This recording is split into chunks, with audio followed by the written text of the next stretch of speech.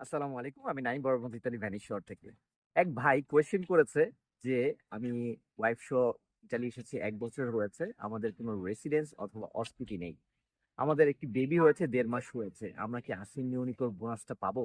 এখানে আসলে অনেকগুলো প্রশ্ন থেকে যায় যে যেহেতু ১ বছর এসেছে সাদা সৌজন্য এবং কোনো অস্তিতি অথবা রেসিডেন্স নেই। অনেকে বলে থাকেন যে রেসিডেন্স ছাড়াও আসলে আসিন ইউনিকো টাকাটা পাওয়া যাবে। রেসিডেন্স যদি না থাকে অর্থে কার্ডটা দিয়ে নিতে অথবা কমিউনিটি আসলে আনাগ্রাফের অফিসে এন্ট্রি না থাকে সেক্ষেত্রে কি আপনারা আসিন ইউনিকোর বোনাসটা প্রতি মাসে যেটা পাওয়া যায় সেটা কি পাওয়া যায়? উত্তরটা হচ্ছে না।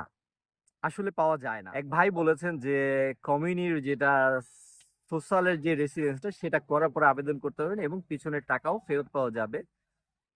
বাট আমার নিজের অভিজ্ঞতা থেকে বলছি আসলে সেটা দেয় না।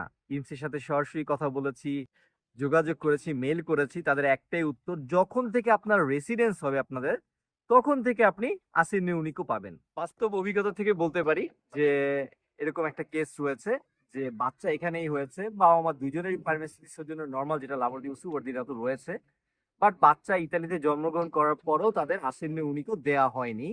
কারণ তাদের রেসিডেন্স ছিল না। রেসিডেন্স হওয়ার পরেও কি সবসময় মানে আগের টাকাগুলো ফেরত দেওয়া হয়? এই ক্ষেত্রেও কোয়েশ্চেন থেকে যায়। অনেকেই বলে থাকেন যে রেসিডেন্স করার পরে আবেদন যখন করা হবে, একসেপ্ট হওয়ার পর আপনার আগের যত মানে জন্মগ্রহণ করার পর থেকে আগে যে টাকাগুলো আপনি পাননি সেগুলো সব দেওয়া হবে।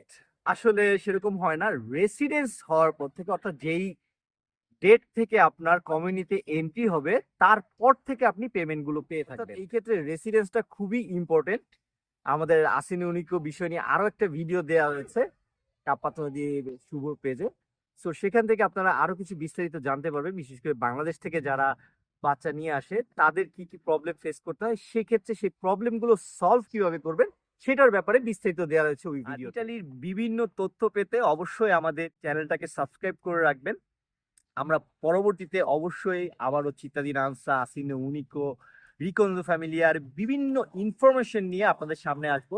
আর আপনাদের যদি কোনো প্রশ্ন থাকে অবশ্যই নিচে কমেন্টস করবেন। আমরা চেষ্টা করবো আপনাদের প্রশ্নের উত্তরগুলো নিয়ে পরবর্তী ভিডিওতে বিস্তারিত বলার জন্য। সেক্ষেত্রে ওই ভাইয়ের জন্য আমার সাজেশন হচ্ছে প্রথমে আসলে রেসিডেন্সটা করা দরকার। আপনারা যেহেতু নতুন এসেছেন, ১ বছর হয়েছে, আপনারা চাইলে যেটা ওই যে আরেক ভাই আপনাদের কমেন্টসে করেছে যে আপনার সোশ্যালের যে রেসিডেন্স সেটা যদি করা যায়, বিভিন্ন শহরে যে বিষয়টা ইজি, বাট অনেক শহর এটা অতটা সহজ নয়। আপনার সোশ্যালের সাথে যোগাযোগ করতে হবে, তাদের মাধ্যমে যদি একটা রেসিডেন্স করতে পারেন, যেটা কাজা কমুনাল একটা ইউজুয়াল একটা অ্যাড্রেস দেওয়া হয়, বাট প্রেজেন্ট নাই, বাট ওইটা দিয়ে আপনার সব কাজ মোটামুটি চলে যায়। ওইটা হইলে আপনারা আসিনুনিকোর আবেদনটা করতে পারেন। আর অবশ্যই রেসিডেন্সটা খুবই ইম্পর্টেন্ট একটা বিষয় ইটালির জন্য। আপনার পরবর্তী যত দিন যাবে বুঝতে পারবেন, বিশেষ করে আপনার ১০ বছরের টানা রেসিডেন্স হলেই কিন্তু আপনি ইতালিয়ান পাসপোর্টের জন্য আবেদন করতে পারবেন।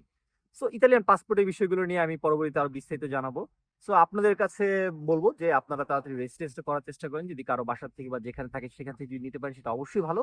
আর না হলে সোশ্যালের সাথে যোগাযোগ করে যদি সোশ্যাল থেকে রেজিস্ট্রেশনটা নিতে পারেন সেক্ষেত্রে আরো বেশি বেটার। ওইখানে কেটে দেওয়ার কোনো ভয় থাকে না যে কেউ কেটে দিবে বা আমার রেসিডেন্সটা রানিং আছে কিনা সেই ভয় থাকে না।